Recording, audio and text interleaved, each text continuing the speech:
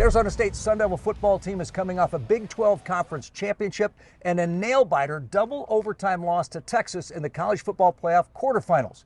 Welcome to our ABC15 Sports Sun Devil Football Special. I'm Craig Fouhy. And I'm Collin Harmon. Kenny Dillingham is a Sun Devil lifer coming up here to Camp Tontozona as a kid. The players and coaches saying the bonds that are created up here cannot be overstated. Coach Kenny Dillingham heads into his third season at the helm, looking to defend the Big 12 Conference title and prove last season wasn't a fluke.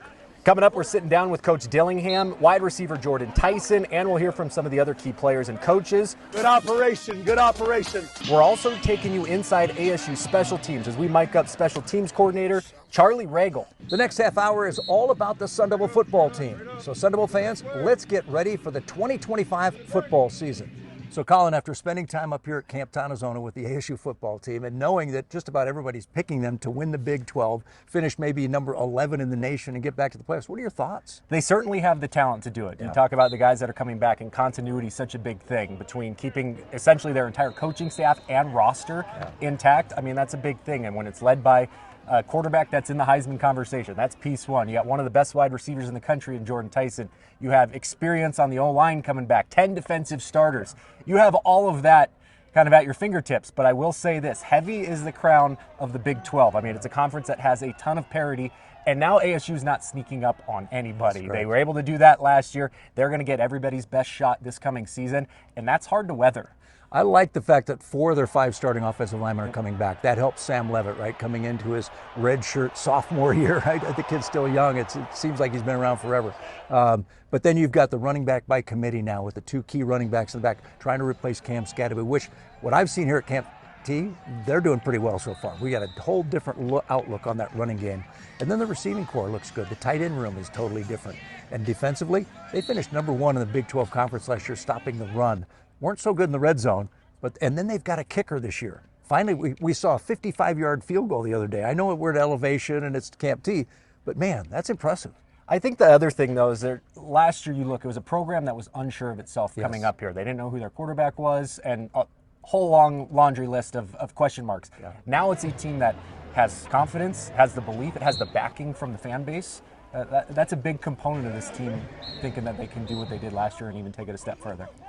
We know that Arizona State is entering the 2025 football season with high expectations, and although they lost some key starters, as we just talked about, there's a whole bunch of guys coming back. And of course, leading the charge is the third-year head coach Kenny Dillingham, and the 35-year-old in that time has completely revitalized the culture, the energy, and the belief in this program. The 2025 season begins right here at Camp Tontozona. I had a chance to sit down with Coach Dillingham one-on-one. Coach, thank you. I appreciate you taking time. I know you've been busy nonstop answering questions. How are things going? It's going well. I mean, our guys, obviously schematically and all that stuff, I mean, our guys are pretty dialed in. It's fun to see the young guys who's going to step up, that's new to the team, that the guys build confidence in, that they know that they can trust that dude on the field with them. But I've enjoyed it. I mean, this is a fun group to coach. It's a special group. It's a group that they're very self-motivated. It's fun to be around. You thought last year's group was a special group, right? Is this year just that much better, that much more bonded? I don't know if it's that much better. It's different because you have so many guys.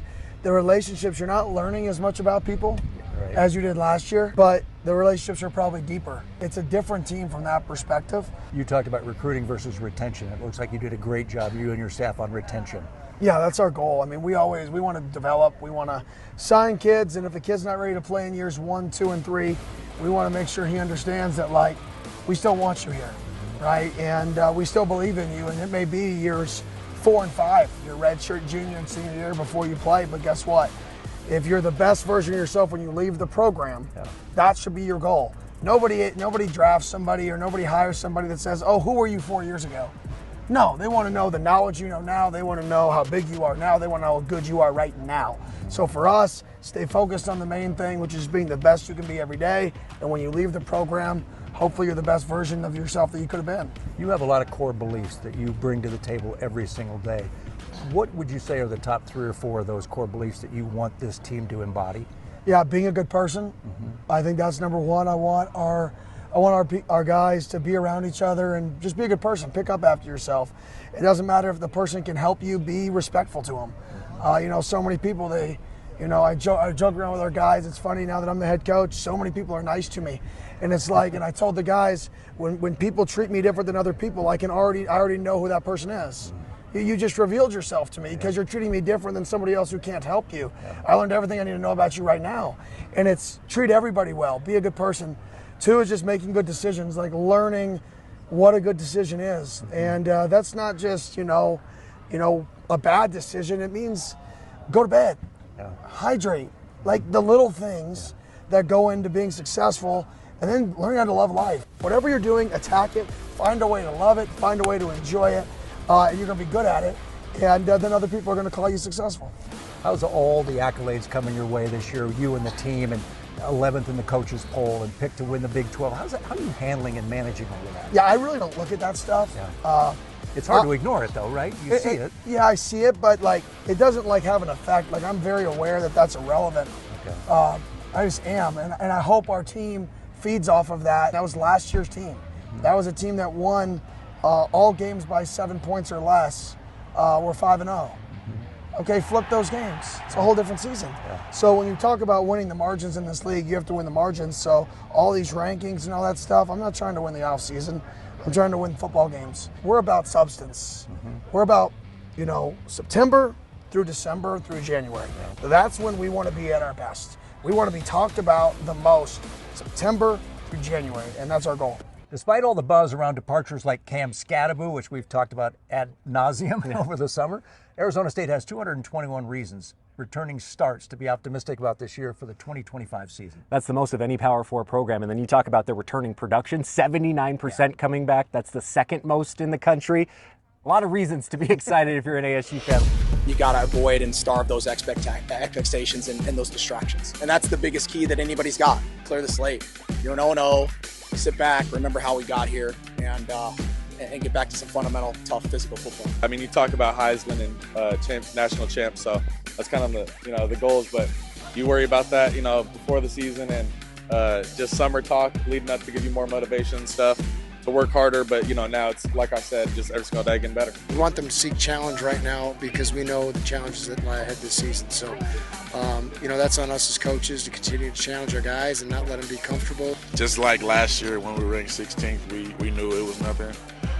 So just going in this year when they say we ranked first, it still means nothing. So it's all what goes on in here. Of course, you lose Cam Scadaboo, one of the best players in the country, but their leadership from Sam Levitt, Nick Xavier Alford, and Ben Coleman is about as good as I've ever seen around ASU. And I think those are the key elements coupled with their culture that enable them probably to be able to continue this thing moving forward. We keep talking about last year a whole bunch, and I'm just trying to move on. I'm not worried about replacing anybody. It's just taking the guys that we got now and putting one foot in front of the next and focusing on the day in front of us. Let's start on the offensive side, Collin, because obviously Sam Levitt returns at quarterback, and that's the big key to this whole thing. A lot of people picking him to be in the running for the Heisman this year. That's the biggest thing when everyone says, well, how are you going to replace Scat? You're not going to replace him singularly. I mean, you're not getting 2,300 yards and 24 touchdowns out of anybody.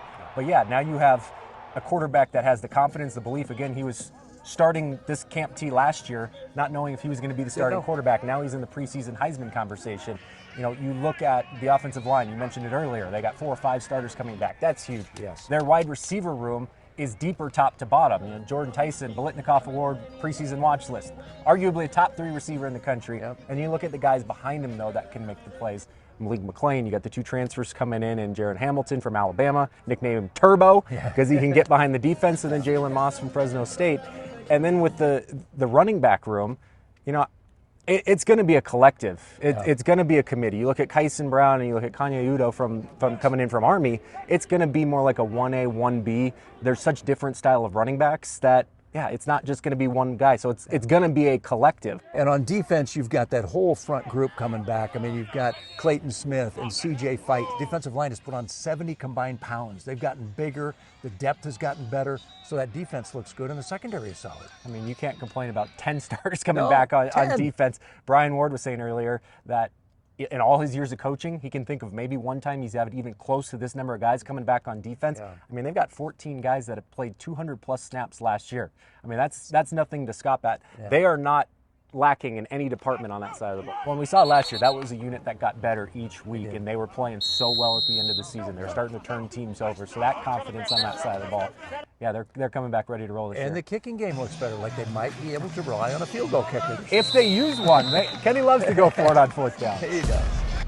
Let's go, Devils! Woo! Big 12 championship, here we come. Winning, let's go. I'm excited. Not only do we have something to prove, but we're gonna prove it. The most hype they've had in a long, long time. Go Devils! Go Devils! Get ready for an exclusive inside look at what happens on the practice field. ASU assistant head coach and special teams coordinator Charlie Regal is mic'd up. Let's head out to the field for an all-access pass right here at Camp T. Yeah, I mean, obviously Charlie brings a different level of energy and juice. Let's go to work. Let's have a day. Stretch now. Have a day. Hey, you got that? Let's go. Have a day. Have a day. Have a day. Have a day. Have a day. Let's go, Chief. 8 practices in, feel pretty good about where we're at. Now, hey, when you catch it, give me 2 hard steps vertical. Get vertical. Get vertical. Attaboy. Good stuff. They always say you're good for finding your way on TV. That's what they say. Morning, brother. They just know what a good face looks like. That's right. It's hot, but it's not special. It is. No, it's not yet. I joke around. I said I'm the specialist coach this year. You're the special teams coach. I'm coaching specialists because we're kicking the crap out of it. We're punting the crap out of it.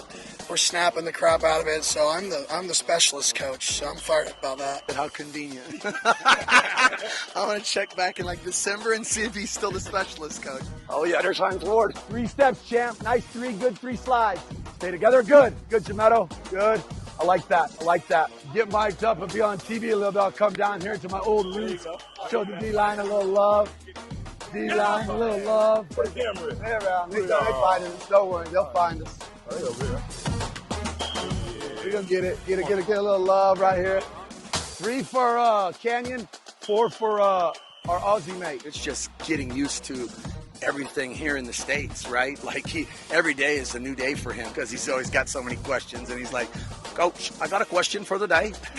That's it right there. Beautiful. When we go live, field goal block, you need to get one off the edge always. I got to make us get that work. You know what I mean? Oh, and I can do a kickoff return too. Okay. All right. Yeah, I can do that. Yeah, we'll give you a shot. We're open for business. I'm like 7-Eleven. Don't forget this. Hey. Oh, what a catch. Hey, great catch, man. That's big time, dog. Good operation. Good operation. Hey, good job. 1, 2, 2. Good job.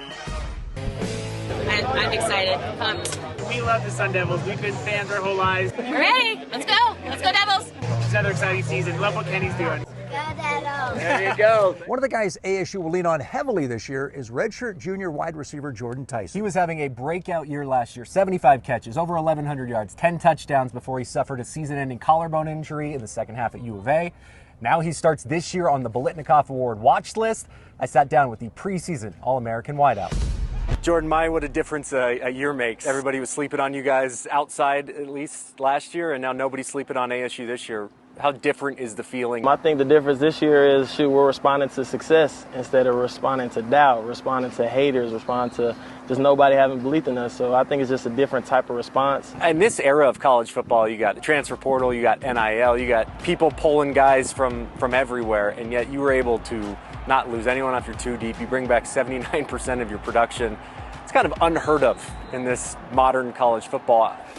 What is it? I mean, what's the buy-in of all these guys not wanting to go get maybe more playing time to stay here at ASU? I think it's just the culture that Dilly created. Like, we all love being here. Like, there's not a day where we come into the facility and we don't love it. Like, as a team, we all just love each other. It's great camaraderie, great just chemistry. So, nobody left because we all love each other. I think that's what it is. You were having quite the productive second half of the season last year. Obviously, the injury happens in the second half of U of A. I can't even imagine how hard that was on you, just sitting there watching the Big 12 championship and then the college football playoff. But how did that shape your mindset and the way you approach the offseason and going into this season? I feel like with this collarbone, I actually took it way better than I did my last injury. I feel like I came back way stronger, way better. But obviously, it was hard sitting out. Just especially when they had lost the Texas game, just seeing all my teammates season over, Scat's last final game of college, it was sad for sure. You're not sneaking up on anybody this year. I mean, you got Ohio State's Jeremiah Smith, you got Alabama's Ryan Williams, and then right there is ASU's Jordan Tyson. How do you anticipate defenses game planning for you this year, and what do you expect of yourself this season? I think that's where the talent helps. I think having other guys like Malik and Jalen and Garen on the other side, they got to worry about them too. So I feel like they'll take a little bit of the pressure off me, hopefully, especially as we get deeper into the season and people can see what they can really do. Definitely way more talented than our team last year. No disrespect to them, but definitely a lot more talent in this room. My mindset's always just been having a standard, so just doing that standard every day and not letting it change or comfort it when things get hard. So I think that's just always how I've been, and I don't plan on changing it. Last time you guys were up at Camp T, you didn't know who the starting quarterback was. Now, obviously, Sam's in the Heisman conversation. We've seen him, giving back with NIL, getting you guys' lineman Arby's deals. I mean, all of it. What kind of growth have you seen from Sam as a leader and as a football player, as a quarterback on the field? A whole bunch of growth. Just the difference between last fall camp and this fall camp, he's a whole different player, and he's just recognizing defenses so easy. So I feel like that helps him having a plan pre-snap. So yeah, definitely a different player. He worked so hard, so that's why he had the ability to even make that big of a change. So yeah, his work ethic is truly paying off. You guys tasted the college football playoff. You won the Big 12 championship. The target's on your guys' back. What constitutes a successful season now in your eyes this season? Just take it week by week, win every game. I feel like that's the easy answer, but that's hard though. Yeah, it's got some magic to it. Walking down and seeing the field with the trees and everything. Go Devils! Yes! There's something special about it. Go Devils! All right, here we go. Looks a little uneven, to be honest. And it started, folks. No, I don't think that's in the rules. Andy stepped past the line. QB1's already cheating. When you win, good things come your way. The Sun Devils now in elite company, just one of 5 teams projected to be favorites in all 12 of their regular season games. Alongside Blue Bloods like Clemson, Georgia, Notre Dame, and Ohio State. But with those high expectations comes a razor-thin margin for error as the highest-ranked team in the Big 12. Texas, Ohio State, Penn State, Georgia, and Notre Dame are in the top 5 in the coaches poll, with ASU just outside the top 10, sitting at number 11. 5 Big 12 teams are among the top 25, with Kansas State the closest to ASU at number 20, Iowa State at 21, BYU 23, and Texas Tech 24. ASU does not have Kansas State or BYU on its schedule. So let's talk predictions, and I know there's a lot of factors that could come into play, Collin, as the season progresses, but that said, 24/7 has them at 10-2. FanSided has them at 9-3. And Vegas has them in 8.5 wins. What do you think? I think it's a pretty favorable schedule when you look at the totality of it. I mean, obviously the first month is critical. I know it's a non-conference game, and Mississippi State's not a top team in the SEC, but still, you're going to SEC country early in the season. You're dealing with the Cowbells down there in Starkville. And then you look at their Big 12 opener. I mean, going to Waco against a Baylor team that's going to be in the mix in the Big 12. They had a great second half of the season last year, got really hot, and they return a prolific quarterback and arguably the best running back in the entire conference. And then it doesn't get much easier from there. I mean, you got TCU, who's going to be in the mix again. At Utah and Rice Eccles, never easy. Never count out Kyle Whittingham and that defense up there. They got Devin Dampier, the New Mexico transfer, Saguaro kid. What's he going to be like at the quarterback position? They haven't had a healthy quarterback in forever. And their first ranked home game is then Texas Tech, who hit the portal maybe harder than any other team in the entire country. And then, don't forget about Ames, Iowa in November. No one wants to go up there in November. And that's a team that returns 14 players that surely has not forgotten what happened to them in Dallas in the Big 12 title game. And the Big 12 conference is so unpredictable each year. Interesting note from last year, the top 5 teams in the preseason poll last year went 26-35 overall. 13-32 in conference. The bottom 5 teams, which included ASU, went 39-25 and finished 26-19 in conference. That's how crazy the Big 12 conference is. And according to Pro Football Focus, their strength of schedule is 56th in the country. That's pretty favorable. I think you can look and realistically name 5 or 6 teams that could go out and win the conference. And I think a big reason for that is there's 9 returning starting quarterbacks in the league. 10 quarterbacks that threw for over 2,400 yards last year. It's the most important position in football, as we all know. And they've got a lot of good quarterbacks in the league. I liked one of the recent reviews. They had ASU winning the conference, and then they had 10 other teams in the hunt. That's 11 out of 16 teams in the hunt. When there's expectations, a lot of times it doesn't pan out. And again, like I said, when you have the target on your back, it's far different being the hunted than the hunter, but they certainly have the talent to go back to back. That's going to do it for our ABC 15 Sports Sun Devil Football preseason special. And remember, as Kenny Dillingham says, activate the Valley. Get out and support the Sun Devils on Saturdays. Don't forget our college football sports extra show kicks off on August 30th following an outstanding triple header. We got Alabama going to Tallahassee to take on the Knowles at 12:30. And then we got the battle for Death Valley. LSU visiting Clemson at 4:30. And the Sun Devils kick off their season that same night at 7 o'clock against NAU.